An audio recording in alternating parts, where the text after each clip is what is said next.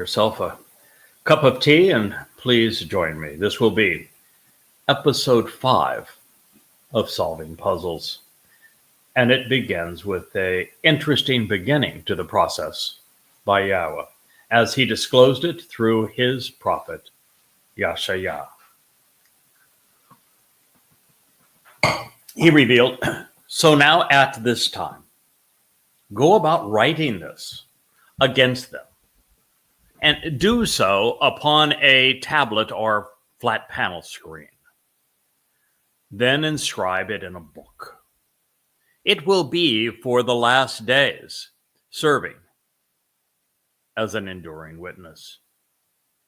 Yeshaya 38. May I remind you that this part of the prophecy on how to perform effectively as the choter and how to respond to him when he arrives follows this whole long presentation, beginning all the way back in Yeshaya 25, when the great prophet encouraged his people to open the doors to their homes to a Gentile who, perhaps for the first time ever, would be telling them the truth. And now he is affirming that this process would begin by writing books.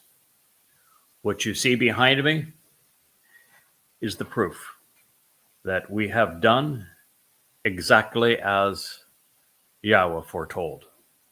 There are 35 books on this shelf, 36, I think, all total that I have written, all available to you freely at YAHOWAH.com. And now, because God has asked us to go the next step and to bring these books into your home by sharing them with you through these programs, you will find that I am presenting all that I have learned from Yahweh over these past 23 years by diligently examining his testimony in the oldest extant sources, providing the first truly amplified translation of his words. Doing so in a way where all of the Hebrew terms are included within the text so that you can copy and paste them into a search engine and validate the truth for yourself. It also affirms that everything that we have heard the great prophet reveal since the 25th chapter, as he announces the arrival of what he calls the righteous Goy, that all of this message was for the last days, for the time we are living in now. Over the 6,000-year timeline that Yahweh has presented from the time that we were in the garden to the time we will return to it, and through the fulfillment of his Moed Mikre. We have just now 8.5 years left. So as we enter these last 8 years and we approach the time of Yaakov's troubles, of Israel's troubles, beginning in May of 2026, just 7 years before Yahweh's return, we can say conclusively that we have now entered the last days. These books are therefore for you. The prophet God went on to say, "This is because they," and he has been speaking of the religious and political establishment of his people, and the propensity of Israel to continue to be contentious and rebellious. The term that is used here is Mary. It is the basis of Miriam, and you know what Miriam claimed when she and Aaron confronted Moshe. She said, "We also speak for Yahweh." And on our last program, I made it emphatically clear that Yahweh said, no, you don't. Yahweh speaks for me. And obviously you speak for yourself. And we recognize that Miriam was not only excommunicated, sent out of the community and plagued. She was resolutely condemned by Yahweh. Her name is based upon Mary, contentious rebellion. And as we read through the Torah, one of the things that we are confronted with on a routine basis is that all through that process, through those 40 years, the children of Israel were extraordinarily contentious and rebellious. One of the worst episodes was actually named after this word, Mary. It is the embitterment that was displayed against both Moshe and Yahweh during the meltdown of the waters of Meribah. So this is because these books, therefore, have been written because they are a contentious and rebellious people. They are lying children, children who are unwilling to listen to Yahweh's Torah. Then my point, Yahweh's point from the beginning. Yahweh revealed his Torah teaching to Moshe. Most of my writing has focused on what Moshe actually conveyed to us, because it is essential that we understand Yahweh's Torah. And in this regard, you'll note that there's only one of them. Torah is always singular. Does not mean law, it means source of teaching and guidance. And the Torah that would avail itself of Yahweh's signature, Yahweh's Torah, is the one that was written just as he has asked me initially to write these books. It is Yahweh's preferred means of communication, but not his only means. If you will recall, in the Torah, the first book was written based upon Yahweh's testimony to Moshe. But in the last book of the Torah, it is all Moshe's verbal presentation to the children of Israel, which is only written for our benefit so that we might know what he revealed at that time. So Yahweh has a strong preference for the written word. Matter of fact, there are times when Yahweh expressly tells Yeshayah, the prophet that we are considering, I want you to get a really big scroll, and then I want you to write these words down using the letters of the Hebrew alphabet.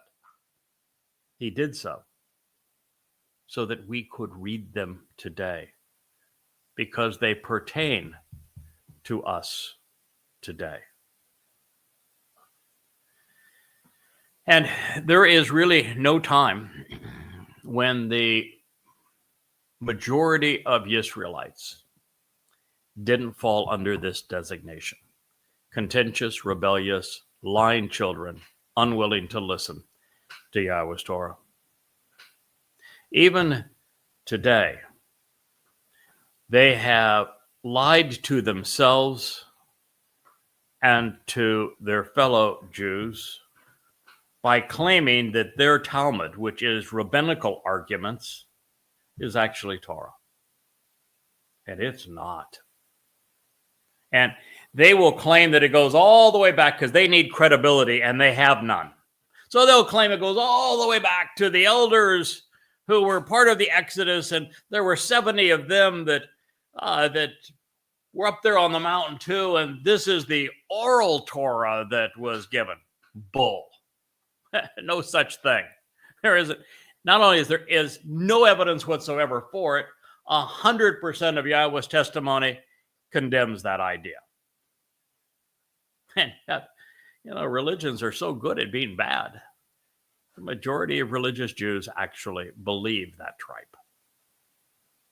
Well, the problem of Israel today is because they are a contentious and rebellious people lying children who are unwilling to listen to Yahweh and to his Torah teaching. This must change. As a result of their relationship, they say to those who expose their religion, "You are unable to see." And to those who claim to communicate a message from God, have you no insights or any clue as to what's going to happen to us?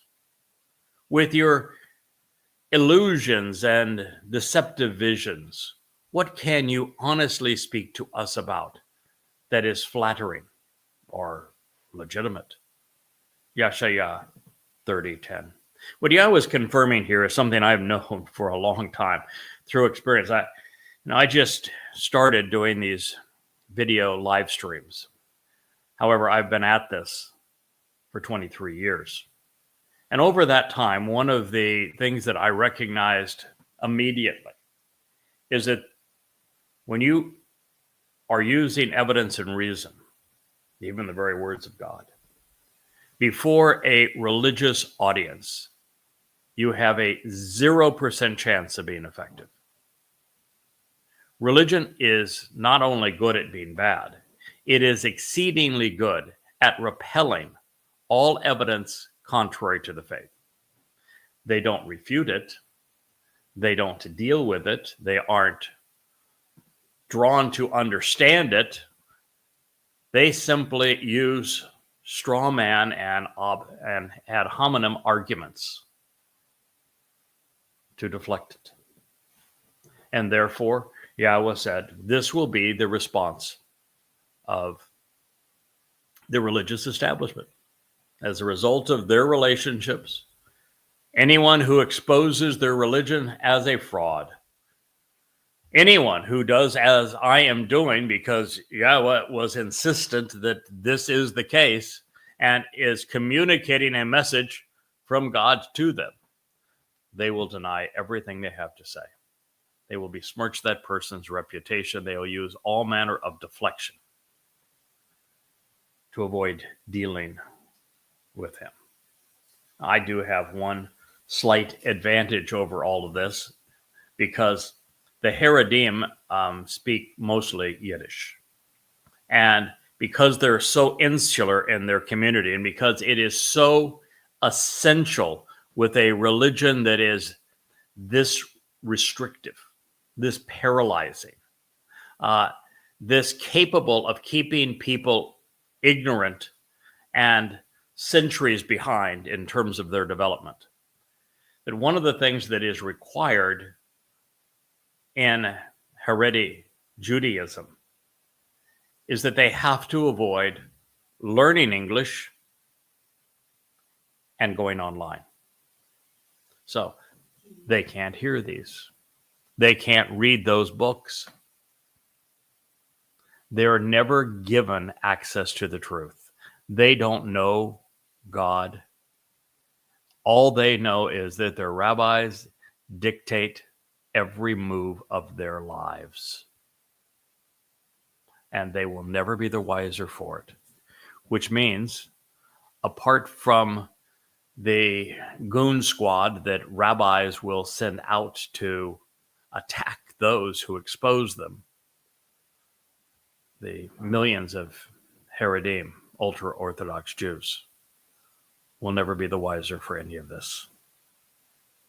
There is no chance whatsoever to save them. Now, unfortunately, there are an equal number of Jews who are as political as the Haredim are religious, and there is no chance to prevail with them either. And that is largely because the most popular political religion now is being a progressive. It's a mix of socialism, communism, extreme leftist ideology, a little bit of woke, some cancel culture. And it has a religious attitude throughout. If you are not in complete agreement with if you step 1 inch outside the lines, you're labeled a heretic, and they will absolutely crucify anyone doing so. And just like the religious, evidence and reason don't matter at all to them. It's worse than water off a duck's back. They have nothing but political platitudes. And just like the church during the times that it was able to enforce its control over people's minds, they have now indoctrinated 2 generations of youth in the West, such that those under 30 are largely beyond hope. They have been so indoctrinated into this new cult of progressivism that they are unable to actually process evidence and reason. And the mainstream media has aided and abetted that transition. You saw them in this last election between Trump and Cackles. And they just literally went into meltdowns against, in their vicious assessment of people who disagreed with them. And they're still doing it. I mean, it's largely why that middle ground between the progressives and the wackos on the MAGA side, that middle ground determined the election, because the 2 extreme groups just simply offset each other at every election, and it's the middle ground, and they were just disgusted. More disgusted, actually, by the progressives and their rhetoric against them and what they had done. And so that's the reason the election went the way that it did. But I just have to be honest with you. You know, if you're dealing with an overtly political person or an overtly religious person, you are never going to get past their illusions and deceptive visions. Unless you flatter them and their religion and pretend that it is legitimate, they will and you might as well for all the use that they provide them. Well, it is safe to say that Yahowah is none too pleased with today's religious leaders, mostly and especially rabbis.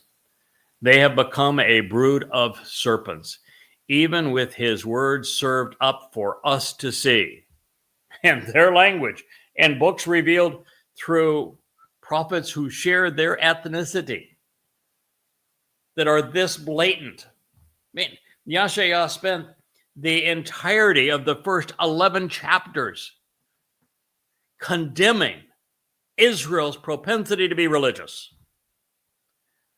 And yet they can't process any of it. They, carry around and talk about their Tanakh as if they were the messengers of the book that overtly condemns them, exposes them as complete frauds. Now, this continues. Leave, choosing to remove yourself from this path, turning aside from behaving this way. So if you're in that, some maybe 40% of Jews, could even be 60%.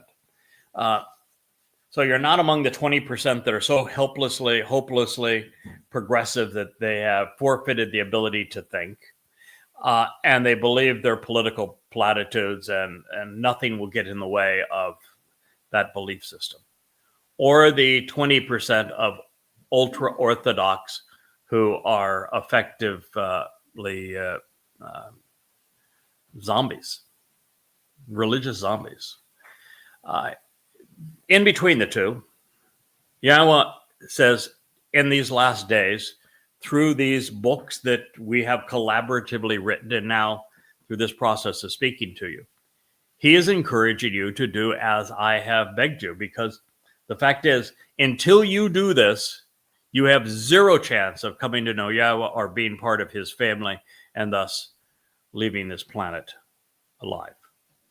It is the only prerequisite of the covenant that you walk away from religion and politics. So Yahowah, through his prophet Yahshua, is saying, leave, choosing to remove yourself from this path, turning aside from behaving this way. Observe and celebrate the Shabbat from our presence before the set-apart one of Yisrael, individuals who engage and endure with God. Yashayat 30:11. So this is just one of the great ironies of rabbinic Judaism. They are fixated on the Shabbat. Man, they will try to control everyone's life, even beyond their own, by legislating 1,000 rules. That's not fair. 100,000 rules on what you can't do on the Shabbat. The Shabbat has become the ultimate day in do nothing. And yet, Shabbat is a verb. Verbs are not about do nothing. Yahweh does his best work on the Shabbat. In fact, his beloved, Dod, performed the ultimate gift for us on the Shabbat, fulfilling the Shabbat of matzah and carrying our guilt with him and then depositing it in Sheol so that we could be perfected. That was on a Shabbat. The fulfillment not only of Chag Matzah was on a Shabbat, but because of what Dod and Yahweh accomplished on Pesach Matzah and Bikurim in 33 CE, 4,000 Yah, I'll be conducting the Shabuah Katsir harvest on guess what day? That Yahweh will have us doing this work on his behalf. Yes, my wife has already announced it is a Shabbat. It's a Shabbat. It will begin in a Friday evening as the sun sets in Jerusalem on the 22nd of May, the Shabuah that is 7 years before Yahweh's return in 2033, commencing with the time of Yaakov's troubles. It is a Shabbat. And it is also interesting that the next mikra to be fulfilled, Towrah, begins with a katsir, not a katsir, but a lakat, gleaning on Shabuah, on Towrah, as the sun sets in Jerusalem on the 23rd of September 2033, year 6,000 Yah. And then the following morning on the Shabbat of September 24th of 2033, if you're confused, Towrah is the actual name of the Moed Mikra that Rabbinic Judaism has replaced with the Babylonian holiday called Rosh Hashanah. And on that day, Yahweh's provision will be to have Elia orchestrate the celebration, really, of my sacrifice, where I will be sacrificing my Bashar body on behalf of the mortal remnant of Yisrael, with Yahweh igniting the flame, with Yahweh releasing copious amounts of water from underneath the Temple Mount, with Elia being the master of ceremonies, cleansing and preparing his people for his return on a Shabbat. He's even arranged for this Shabbat to be celebrated with a full eclipse of the sun. God does his best work on the Shabbat. Shabbat is a verb. And so what is being said here is observe and celebrate the Shabbat from our presence before the set-apart one of Yisrael. Who is the set-apart one of Yisrael? Do you know?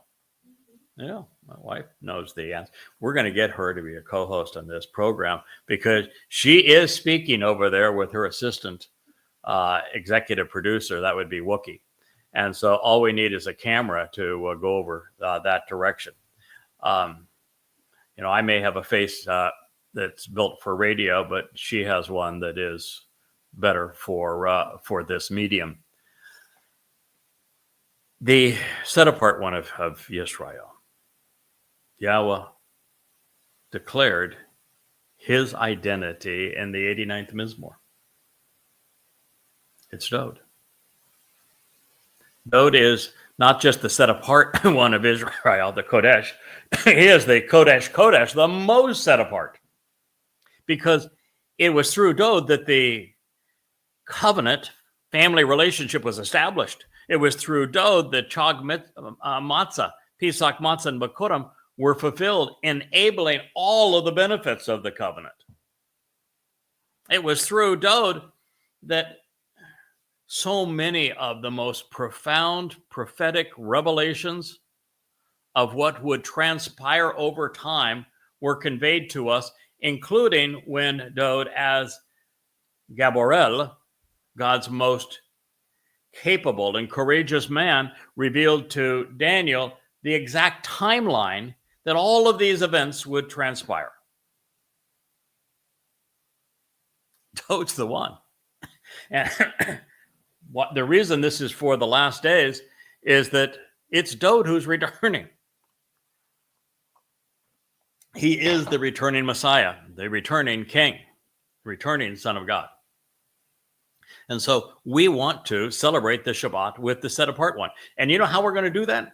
Because after the two harvests, both of which are made possible by Dod's sacrifice on Pesach to give us life, Matzah to perfect us, and Bikurim to bring us into Yahweh's family. After these three sacrifices, he made the Shabuah and Teruah, harvest and gleaning, possible so that we are empowered and enriched by Yahweh, adopted into his family, inheriting all that he has to give, and made immortal and perfected, such that we can come back with Dod and Yahweh on Yom Kippurim and celebrate the homecoming. And for the mortal remnant that missed the two harvests and who's still there in Jerusalem, the purpose of the sacrifice of what's called the red heifer, it's actually Adamah Parah. It's a man that becomes bloody red of the earth, who is fruitful and productive. That his life is given to perfect this remaining remnant of Israel so that they can participate in the homecoming. And then 5 days after that homecoming is this day, where we observe and celebrate the Shabbat in the presence of the set-apart one of Israel. Because the millennial Shabbat of Sukkah begins on guess what day of the week? A Shabbat. Now, this one actually celebrated by a full lunar eclipse. And we will then be able here on Earth to enjoy the Earth terraformed back into the conditions experienced during Eden, which means the Earth will be rid of all political, religious, military influences. They will all be gone. No more Islam to terrorize God's people. No more Christianity to misappropriate and counterfeit the contribution and accolades, the titles properly attributed to David. No more Judaism to mislead God's people. It will all be over for them, just as it is a new beginning for the covenant family. However, thus says the set-apart one of Israel, since for the longest time you have rejected and demonstrably spurned, even continually disdained, that which is associated with this message, and you have relied upon extortion and oppression by being devious and misleading, actually depending on this approach. As a result, therefore, this religious wrongdoing will come to be for all of you like a breach in a crumbling high wall, which is defective and bulging out and about to collapse. Suddenly, unexpectedly, coming upon them, crashing down and crippling them. Yada Yahowah liberates and saves. 30:13. Yahweh is affirming what I have been saying since I put fingers to keyboard and began writing, now 23 years ago. That Dod, as the set-apart one of Yisrael, has been the most prolific and revealing.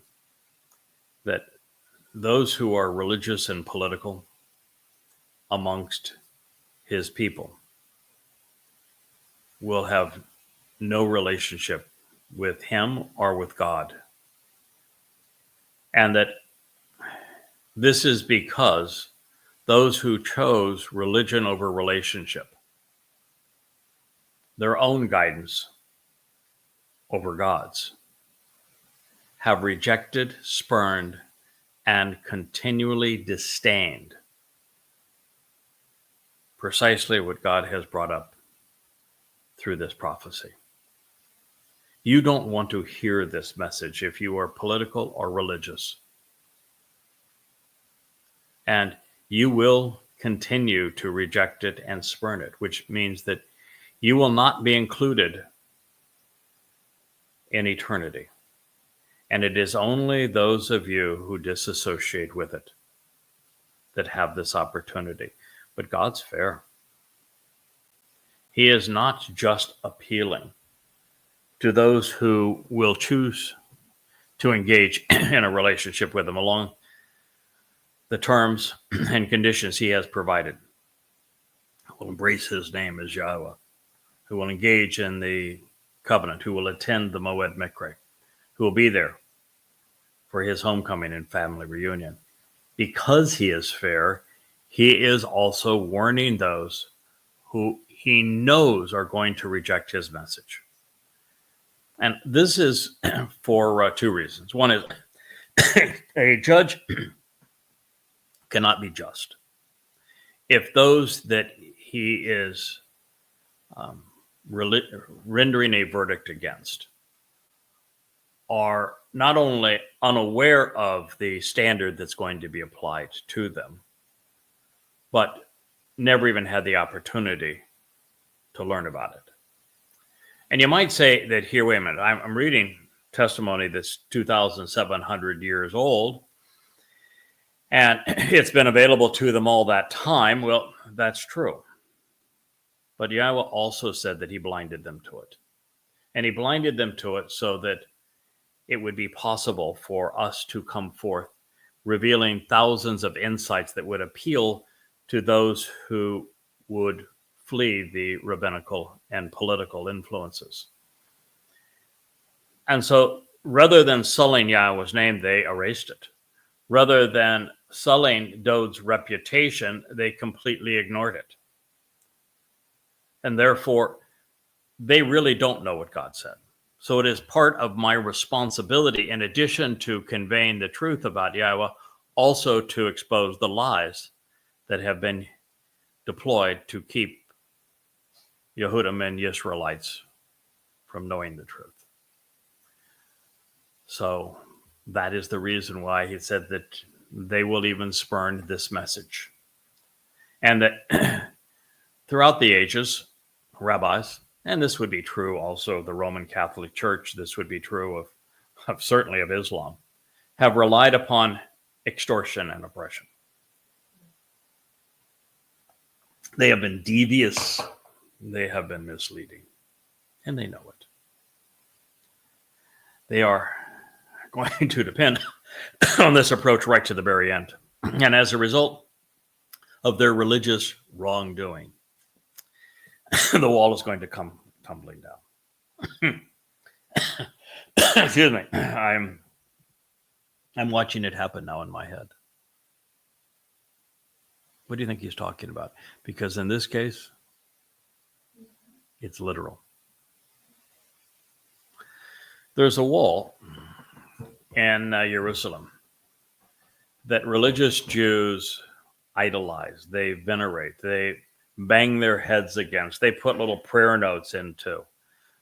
They fight over even being given access to it and denying others access to it. I mean, it is their wall. They don't want to go on the Temple Mount. They have no interest up there. They want to go to this wall. They call it the Western Wall. That Western Wall has nothing to do with God. Nothing. That wall was built by a slime ball. That's Herod's wall. He was a self-serving, extorting jerk in league with the Romans against his own people. That's who built that wall. It's got his signature all over it.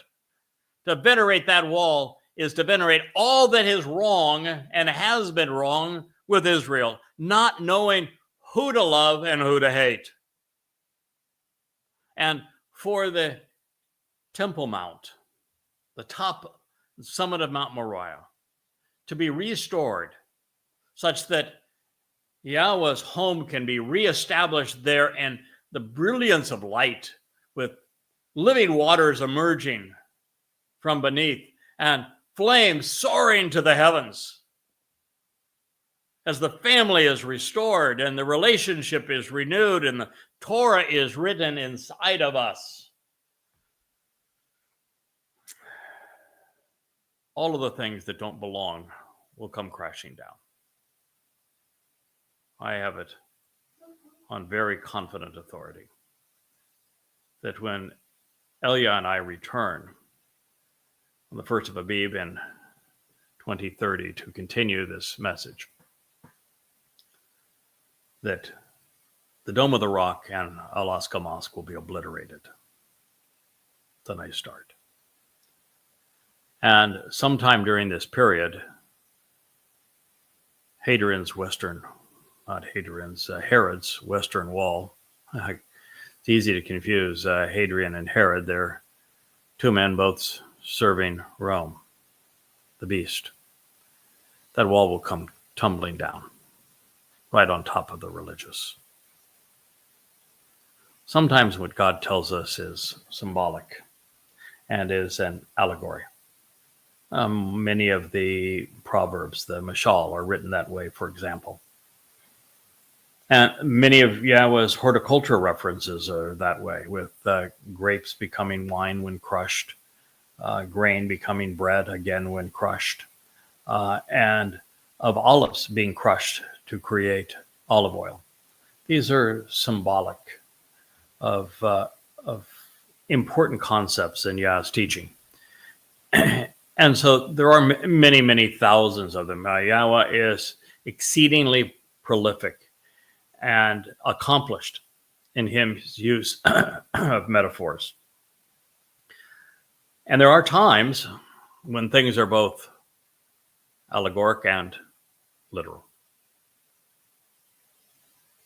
I've seen it happen. This one is both. You've been warned. It will come crashing down upon them, crippling them. Well, this is a tale of two stories. One shared by Yahweh's Nachri, specifically mentioned already by Yashayah.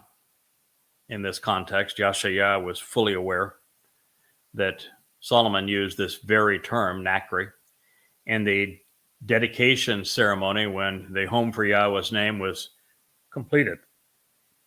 7 years into the 4th millennia of human history in conjunction with Yahweh. And that he said that this Nachri, this observant foreigner, was going to be essential for Israel to listen to during the last days. And Yashayah picked up on the theme, affirming that that interpretation is correct. And so the Nachri is the one who is telling God's side of the story. The rabbis and the political leaders will be on the opposing side. And you, my friends, can stand on either side of that wall. Up on the Temple Mount with Elia and myself, and there to greet Yahowah and Dod when they arrive. Or you can be on the side with the political and the religious. They will certainly be more numerous, and they will be more vociferous. It's surprising considering the fact that the likes of us, Yahowah, Dod, Elia, and myself, are pretty vociferous in our approach to communication. I don't think any one of the four of us has ever confronted a word that we didn't love and want to share. But nonetheless, I think we will be, for a very brief moment in time, out-shouted by the voices of religion and politics. We'll give them one last opportunity to be ignorant. Well, fortunately, and as a result of this song, Yehudim who have chosen Yahowah over Judaism and Israeli politics will be on the Temple Mount, the right side of that wall, and they will stand as a testament to God's enduring promise forevermore. Now, with these things known, I want to return now to the 78th Mizmor. That is where we began these series of episodes on solving puzzles. But it was essential that you had these insights, because it's one thing to know, it is entirely another to understand. And we understand by bringing the pieces together, assembling the puzzle to form a perfect portrait of our God and the means He has chosen to use to communicate with you. So if you recall, Dod's 78th Mizmor Psalm began with these words. This is a call to be circumspect, to think, to understand, and thereby prosper. Miskil.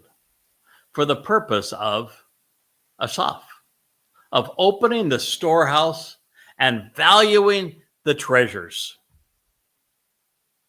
My people, you should choose to listen and to respond to my Torah, my teaching and guidance. Please choose to incline your ear to the words of my mouth. I will open my mouth in Mashal and Proverbs, creating word pictures. I will profusely and prophetically pour out riddles to be solved, challenging puzzles to stimulate your thinking. All from long ago. Psalm 78:2. Well, now you know the reason that we chose solving puzzles as the name under which this series would be delivered. Yahowah has spoken to us in word pictures, Mashal. And He has profusely and prolifically poured out riddles to be solved, challenging puzzles to stimulate our thinking.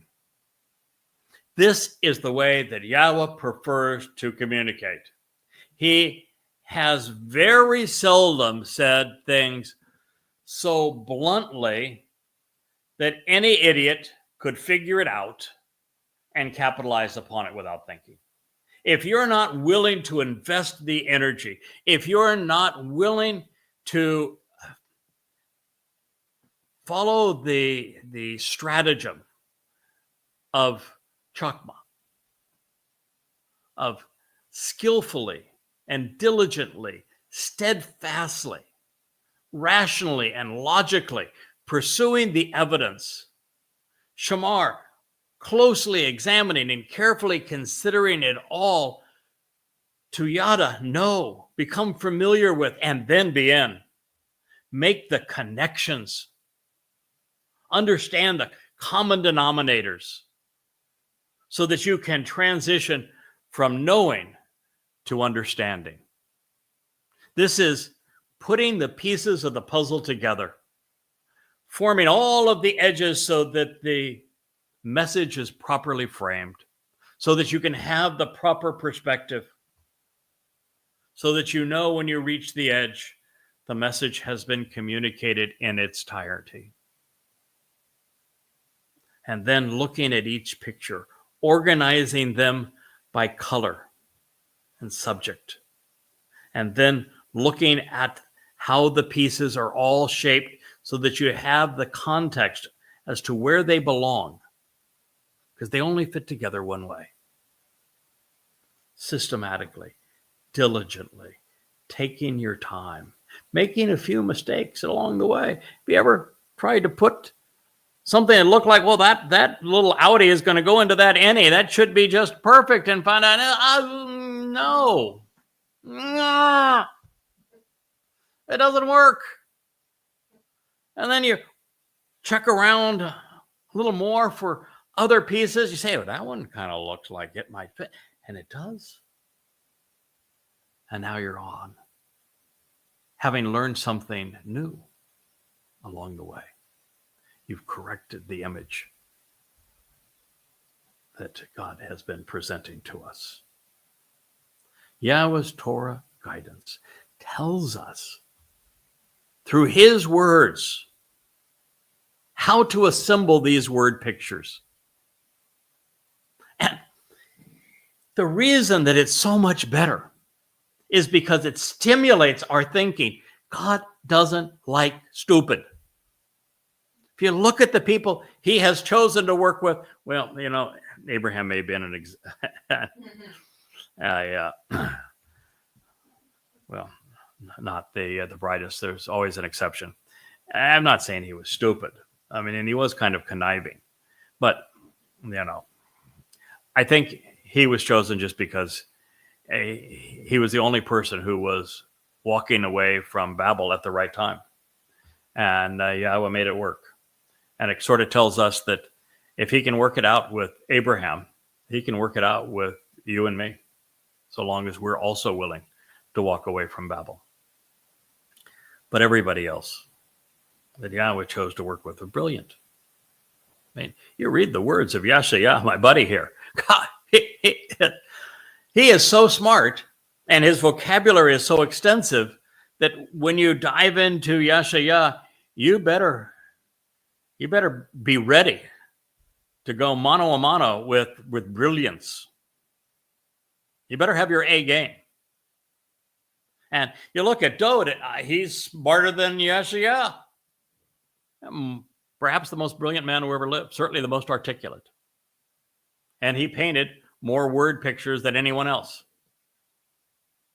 And what Yahweh is saying here is that there is tremendous satisfaction in putting together the puzzle. There is this increase because our minds are stimulated when we solve this array of pieces that all fit together to form the proper picture that Yahweh has painted for us. And by doing so, we not only feel some sense of satisfaction that we have earned our place at the table, that we've made a contribution, that Yahweh made it fun for us to know him. And we know that then Yahweh set up a filtering system so that when we move from this mortal existence here on earth, which is now, I want to tell you, is a filthy mess. I mean, I come to these shows each day having fought the battle in social media, and it is nasty out there.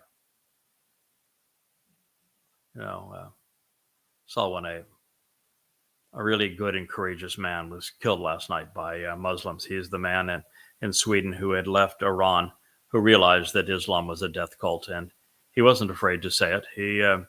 He openly denounced the Quran, openly flew the flag of Israel to say that he stands with God's people. He was a remarkable man and a courageous man, and he knew that he would be murdered eventually by Muslims.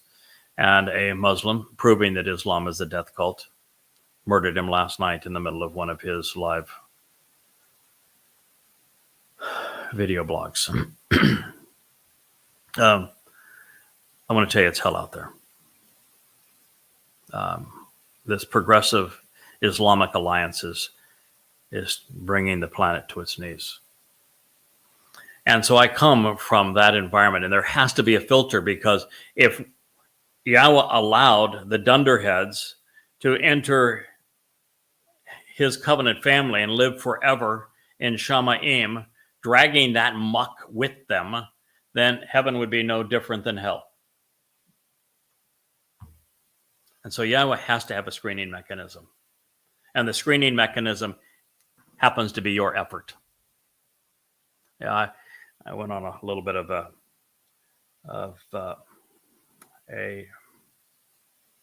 tough love episode this morning on Facebook.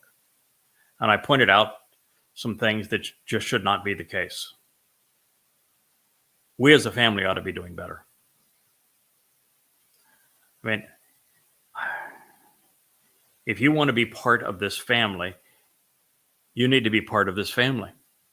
You need to be not only listening to what God has to say in these presentations, because they are effectively reinforcing everything that was written in all of these books that we have done for the last 23 years, but they're preparing you to reach out and help others. They're preparing you to help us increase the audience so we can reach God's people, so that you then can participate in sharing this message. And there's some of you who are doing an amazing job. And there's others of you that can't seem to get off the couch. This is a relationship. And relationships only work when everybody makes a contribution. So that's what I wrote, and why I wrote what I wrote this morning. You need to work with us. Over the last 23 years, Yahweh has made it possible for me to be the first person, certainly in 3,000 years. Perhaps that's a little bit of an exaggeration, because some of this Yeshaya wrote 2,700 years ago. So let's say for certain I'm the first person in 2,500 years to examine all the pieces of this puzzle and to put together this puzzle correctly. And while I have solved it for you, and I am presenting it to you, it's not going to do you any good unless you followed along with me. You understand how these pieces came together. You appreciate the hues and the colors, the strokes of light and darkness, the context, the borders. Unless you know how these pieces came to be, when they were put into their proper places, how the final puzzle pieces are inserted at the very end. That sense of relief and joy, as anybody who has made a jigsaw puzzle has, when they realize there's only a dozen or so pieces to put in this puzzle, and they're all right here before me. And now it's one after the other. They all fit together, and they do so now without error or hesitation. It's time for all of us to engage. It's time for us to wake up and help awaken God's people. We need to be reintroducing Yahweh's name. We ought to be reacquainting God's people with Dod, their Messiah and King, the Zeroah, sacrificial lamb. And according to the prophet Yeshaya, who was inspired to say these words by Yahweh, the world needs to be listening. to the Nakri who solved the puzzle, who is now looking you in the eye and sharing these profound truths with you at this moment in time. We're going to pause here and conclude this episode of Solving Puzzles and return to it in our next. I am Craig Winn, and this has been the YAHOWAH blog.